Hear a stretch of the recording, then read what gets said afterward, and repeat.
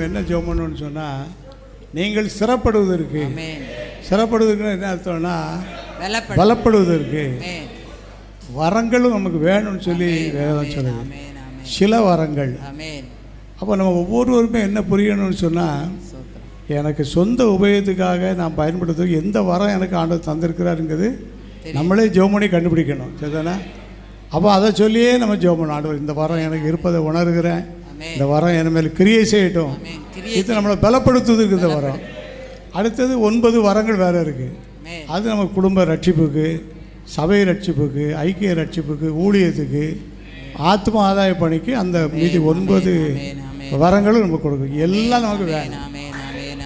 ஒன்று கூட எங்களுக்கு விட்டுறக்கூடாது. ஆண்டவரே, நாங்கள் ஆவிக்குரியவங்க, நாங்கள் உலக மக்கள் அல்ல, மாம்சீக மக்கள் அல்ல.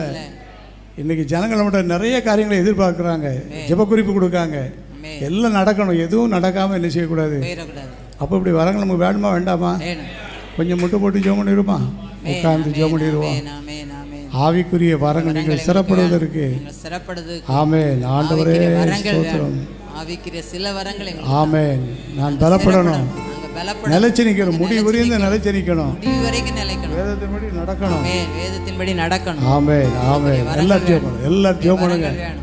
சில நீங்கள் சிறப்படுவதற்கு சில வரங்களை உங்களுக்கு கொடுக்கும்படி உங்கள்கிட்ட வந்து கேட்கும்போது நீங்கள் சொல்லணும், நான் சொல்லணும், எனக்கு சொந்த உபயோகத்துக்கு இந்த வரத்தை எனக்கு ஆண்டவர் தந்திருக்காருன்னு சொல்லி.